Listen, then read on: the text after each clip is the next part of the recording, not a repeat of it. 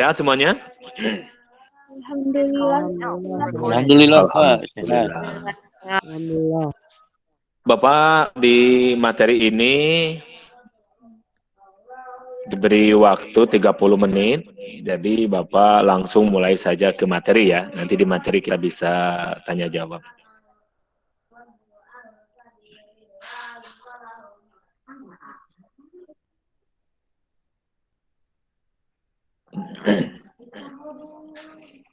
Ya, materinya pola hidup sehat. Lanjut.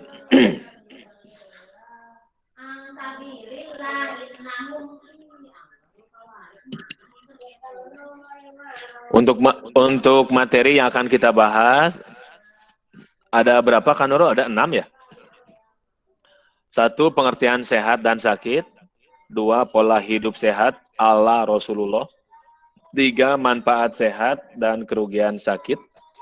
4. Penyebab sakit dan jenisnya. 5. Pola dan ikhtiar agar tetap sehat. 6. Pencegahan penyakit bisa menghemat biaya. Next.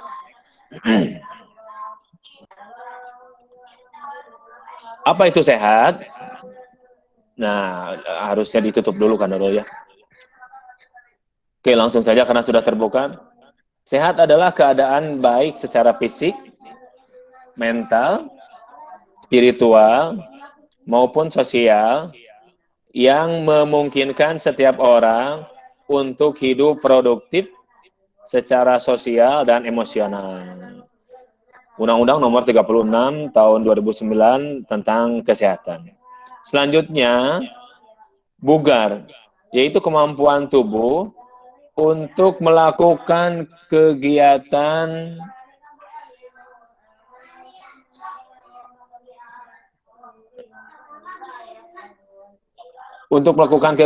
sehari-hari dengan penuh energi dan setelah menyelesaikan kegiatan tersebut masih memiliki semangat dan tenaga cadangan untuk menikmati waktu senggang dan siap untuk melakukan kegiatan lain yang mendadak atau tidak terduga.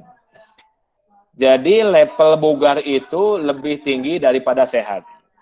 Sehat itu ada sehat statis dan sehat dinamis. Ya, jadi kalau sehat statis, kita sehat tapi tidak bisa melakukan aktivitas yang berat. Tapi kalau sehat dinamis, bisa juga disebut sebagai bugar, yang tadi sudah dijelaskan. Lanjut. Nah, sekarang stop. Apa itu sakit? Ada yang bisa menjelaskan? Ketika ditanya, ada yang sakit? Ada. Atau kamu sehat? Aduh, sedang sakit. Apa itu sakit? Silakan, jawab kawan-kawan. Tidak sehat. Ya, sakit, tidak sehat, berarti lawan dari sehat. Ada lagi yang bisa memberikan definisi? Silakan, silakan. Sakit. Pasti kalian memiliki ilmu dari hasil belajar di SMP. Silakan. Siapa? Sedang tidak baik-baik saja. Sedang tidak baik-baik saja. Oke, that's good. Ada lagi? Keadaan tubuh yang bermasalah. Apa? Diulang. Suatu keadaan tubuh yang bermasalah. Oke, tubuh bermasalah ya. Mohon maaf tadi suaranya terputus-putus. Ada lagi? Enggak tahu, baru gabung Pak. Oh enggak, sakit itu apa? Kamu kan pasti sudah pernah merasakan sakit. Menurut kamu sakit itu apa? Keadaan badan yang kurang fit. Oke, sip, cukup. Kita lanjutkan dulu. Buka. Nah, ini definisi sakit ya. Sakit adalah istilah untuk keadaan buruk pada pikiran, tubuh, dan hal lain seperti jiwa. Sakit adalah perasaan umum saat seseorang merasa sakit atau tidak enak badan. Keadaan seseorang selain dari sehat. Jadi yaitu keadaan tubuh tidak berada pada kondisi normal. organ tubuh tidak bekerja berjalan sesuai dengan fungsinya dengan baik seperti itu, sehingga kita tidak merasa optimal. Lanjutkan bro. Ya lanjut semuanya. Ini pola hidup Rasulullah. Kenapa Bapak mengambil Rasulullah sebagai contoh? Karena kita adalah umat Islam dan Rasulullah sebagai Nabi kita yang memberikan contoh dalam berbagai macam aktivitas hidup. Nabi Muhammad SAW tak pernah mengalami sakit serius sepanjang hidupnya. Nah, pertanyaannya, Rasul itu manusia biasa atau bukan? Hah? Biasa. Rasul itu manusia biasa atau bukan? Biasa. Biasa. Sama dengan kita, kalau secara fisikly atau beda? Sama. Sama. Rasul makan? Makan. Rasul minum? Minum. Rasul BAK? Rasul BAB? Rasul bernapas? Ya. Napas. Jadi Rasul itu secara fisik sama dengan kita sebagai manusia biasa. Cuman bedanya kalau di kita di Indonesia makanan pokoknya nasi, kalau di Arab kan kurma, gandum. Ya. Nabi Muhammad SAW tak pernah mengalami sakit serius sepanjang hidupnya. Pola hidup dipraktikkan Rasulullah dengan sangat sehat, sehingga menjauhkan segala penyakit dari tubuhnya. Jika kita mau sehat, bisa belajar dari cara Rasulullah menjaga kesehatannya. Dalam riwayat disebutkan Rasulullah memiliki fisik yang sempurna. Nah ini, dengan tubuh atletis, kekar, perutnya berotot, dan sangat kuat. Kenapa bisa seperti ini? Ada yang bisa memberikan jawaban?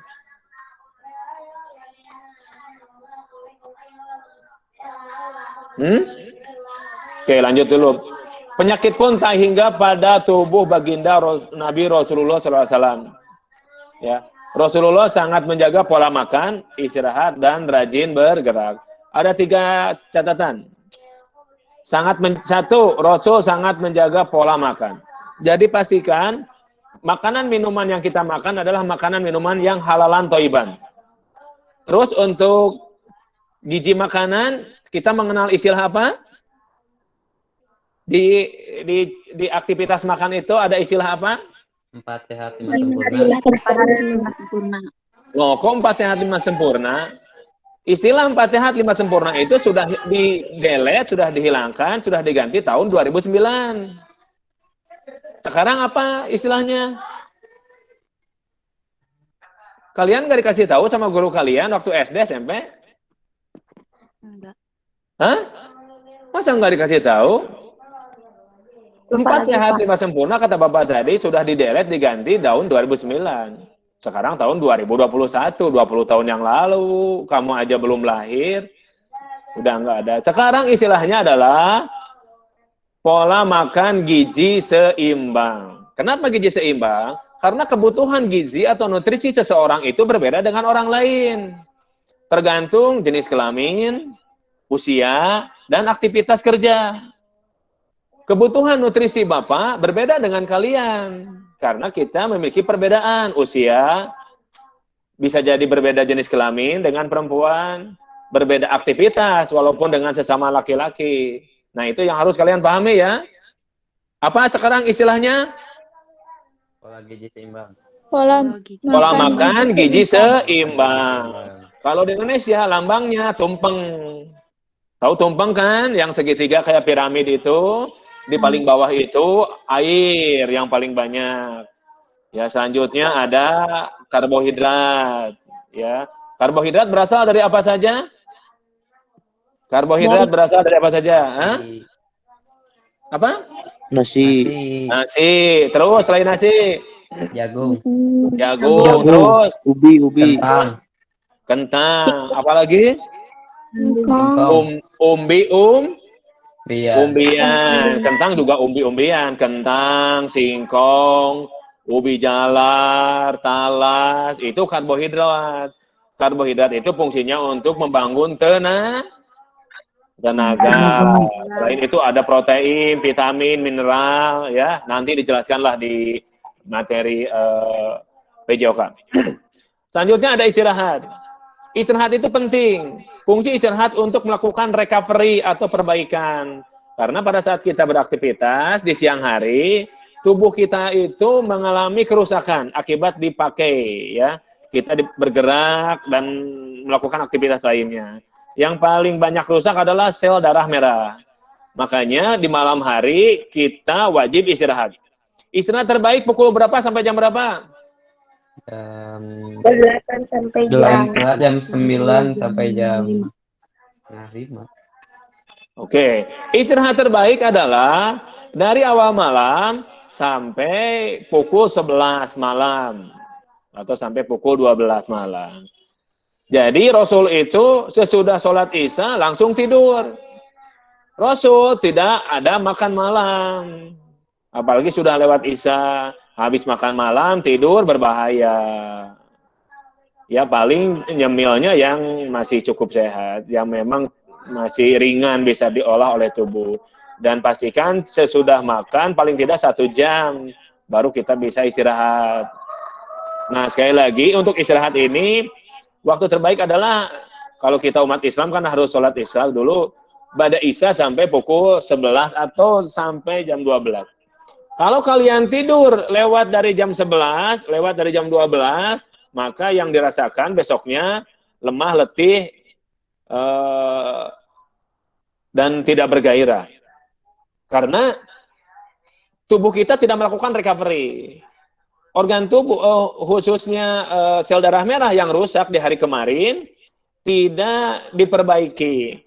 Sehingga terjadi kekurangan sel darah merah. Sel darah merah itu bagaikan mobil lah, mobil bak yang berfungsi membawa kebutuhan atau logistik. Contoh, kita orang atau yang di Garut lah, membutuhkan suplai makanan dari kota Jakarta. Nah, sel darah merah ini adalah mobil boxnya yang mengangkut atau truk lah. Nah, mobil sel darah merah ini membawa logistik tadi dari Jakarta ke Garut.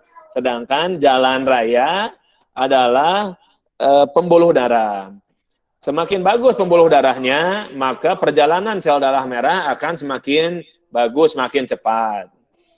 Nah, ketika jalannya jelek, sel darah merahnya juga berjalan pelan, tubuh kita juga bisa tidak nyaman, ya.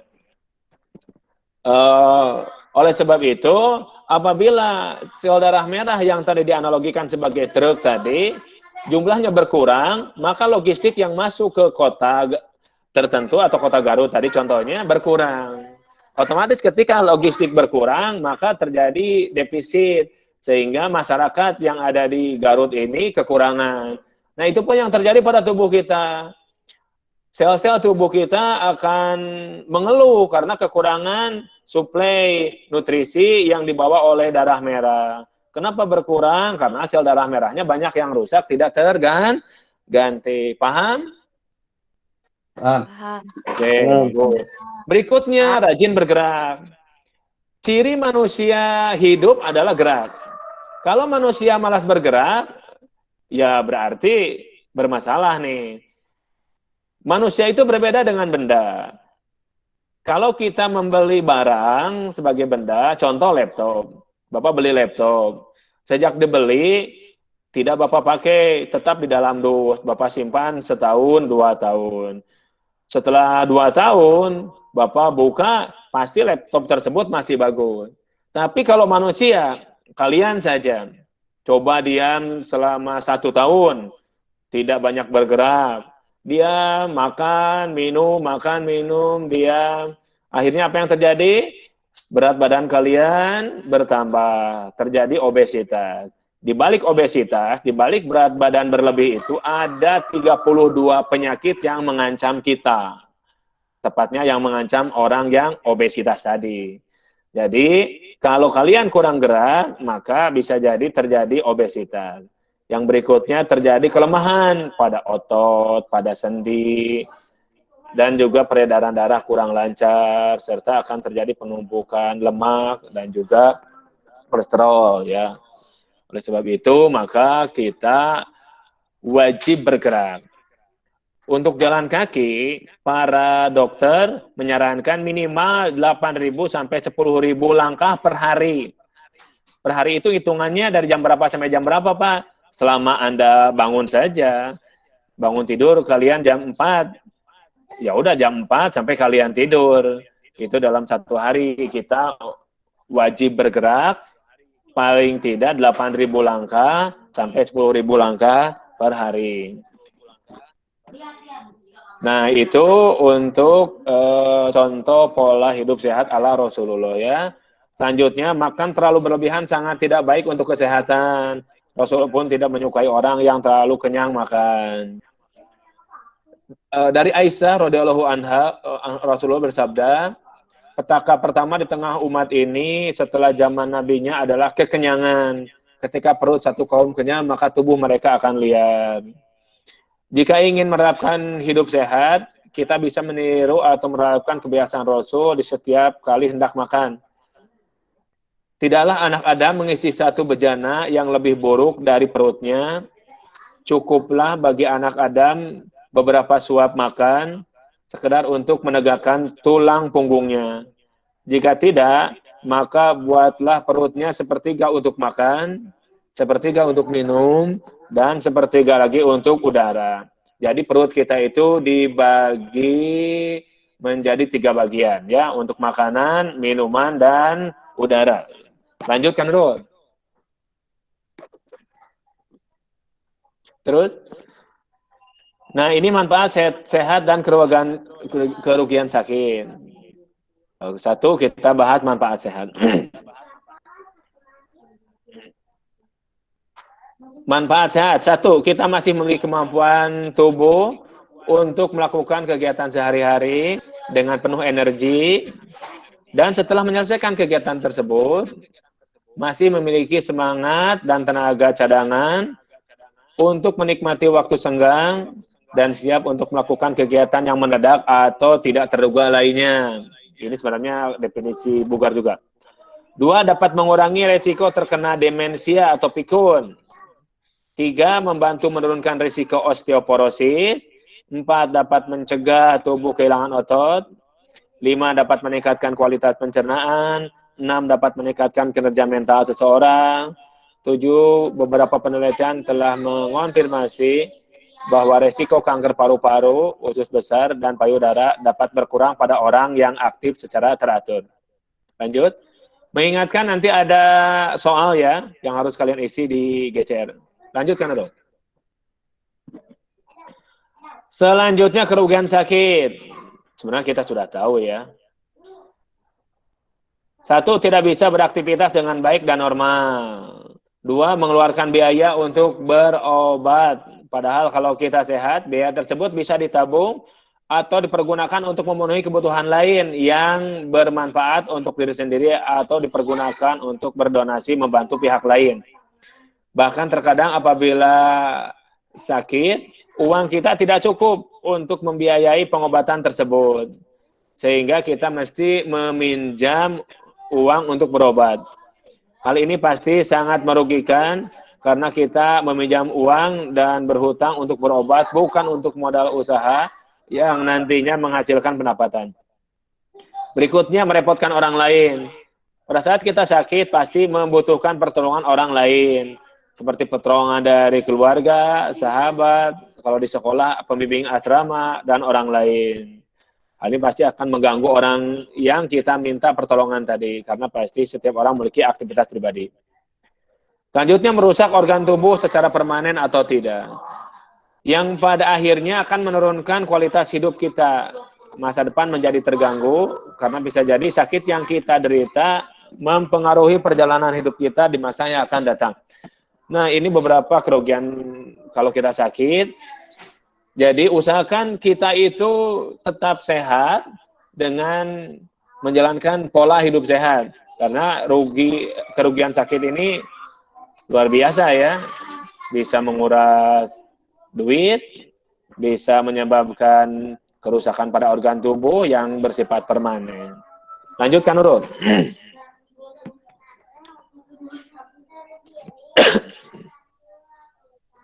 Selanjutnya faktor penyebab sakit. Faktor penyebab sakit ada dua. Satu bisa diakibatkan penyakit tidak menular, dua disebabkan penyakit menular. Sakit yang penyebabnya tidak menular disebut juga penyakit non-infeksi. Contohnya keseleo, patah tulang, kecelakaan kendaraan bermotor, teriris benda tajam, tersiram air panas, terbakar, dan sebagainya. Yang kedua, sakit yang penyebabnya menular disebut juga sebagai penyakit infeksi yang disebabkan oleh mikroorganisme seperti virus, bakteri, parasit, atau jamur dan dapat berpindah ke orang lain yang sehat atau menular tadi. Lanjut. Contoh penyakit menular langsung aja kan Nurul, karena ini waktu sudah menunjukkan pukul 8:28. Contoh penyakit menular, nanti dijelaskannya ya. COVID-19 atau COVID-19, ada rubella, ada Zika, ada HIV/AIDS, ada hepatitis, ada rabies, terus ada flu, dan cacar air. Ya, masih ada yang lainnya. Lanjut, kan Nurul? Nah, ini contoh penyakit tidak menular. Nah, penyakit ini disebabkan oleh faktor luar seperti bakteri, tapi tidak menular. Penyebab diare, yang pertama penyakit diare, penyebabnya ada Campylobacter, yang kedua ada Shigella, yang ketiga ada E. coli, dan yang keempat ada Salmonella. Lanjut. Berikutnya ada penyakit disentri, ada penyakit tuberkulosis atau TBC, ada pneumonia, penyakit pernapasan, ada meningitis, penyakit di otak, ada tipes, dan leptospirosis. Lanjut.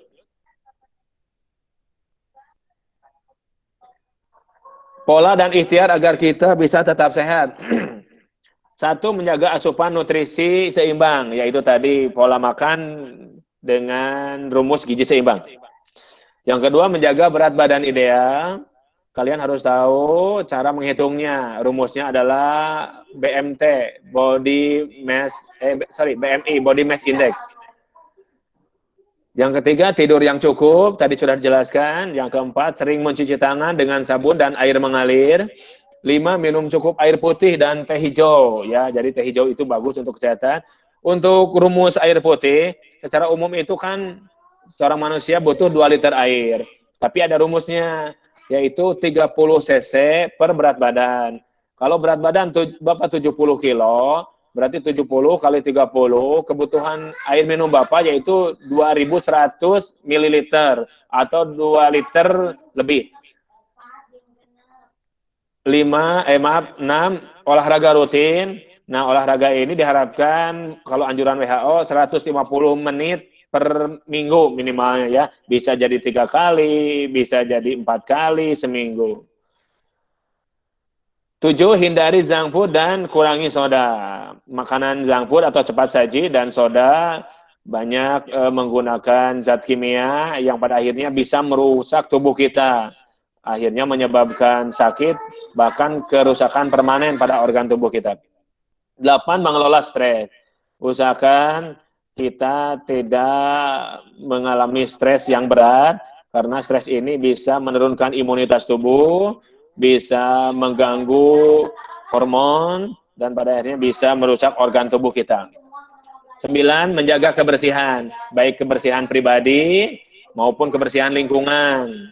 Baik lingkungan rumah, lingkungan masyarakat, ataupun lingkungan di sekolah, tempat kita beraktivitas.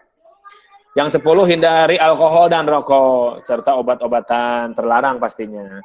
Alkohol dan rokok sudah jelas bisa merugikan bagi kesehatan.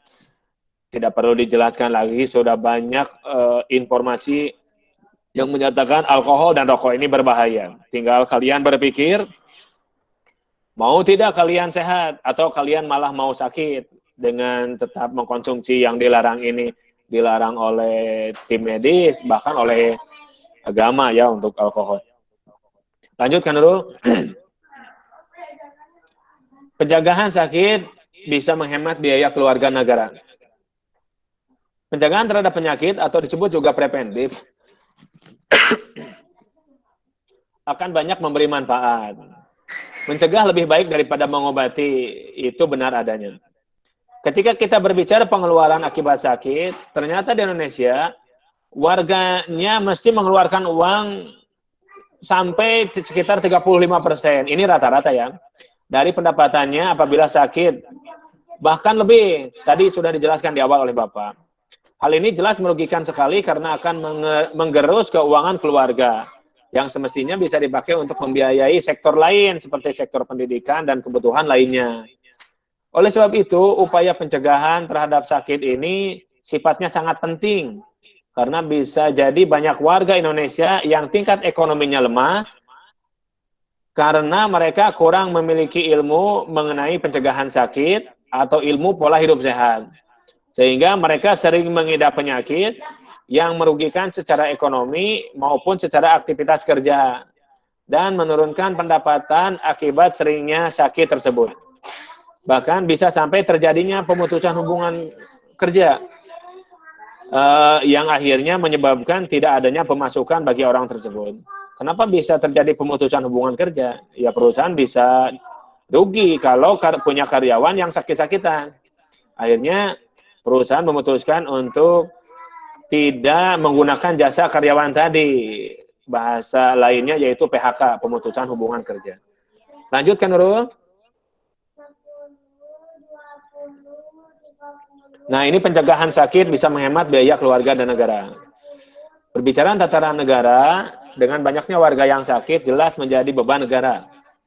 Karena negara mesti mengeluarkan anggaran untuk program penyembuhan atau kuratif.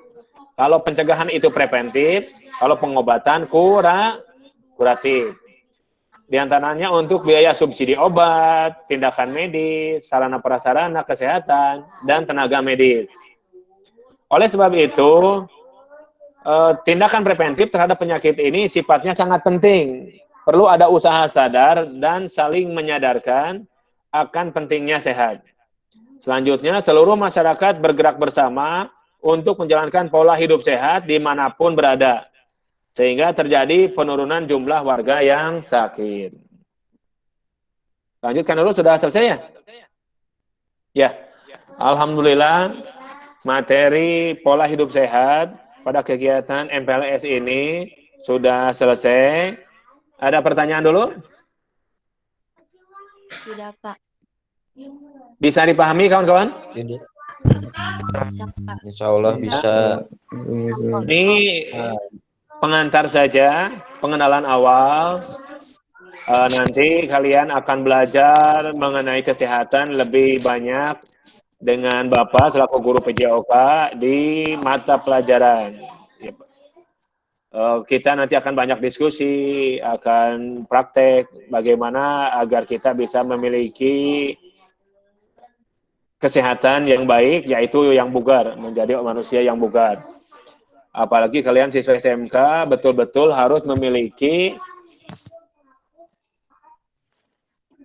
fisik, mental yang baik, sehingga kalian bisa tetap bugar. Karena nanti setelah lulus kalian dihadapkan pada tantangan dunia kerja. Seperti yang sudah Bapak sampaikan tadi, kalau kalian sakit-sakitan, maka perusahaan tidak akan menyukai kita. Dan bisa jadi kita di PHK atau dipecat. Ya, jadi kita pastikan kita bisa hidup sehat dengan selalu menjalankan pola hidup sehat yang baik. Ada 3 tadi kuncinya: pola makan, istirahat, dan aktif bergerak. Kalau tidak ada pertanyaan, Bapak cukupkan sekian. Bapak nanti akan posting soal di GCR. Silakan ikuti panduan dari PJ Sangga untuk mengerjakan soal tersebut. Terima kasih kawan-kawan semuanya. Bapak pamit. Wassalamualaikum warahmatullahi wabarakatuh. Waalaikumsalam warahmatullahi wabarakatuh.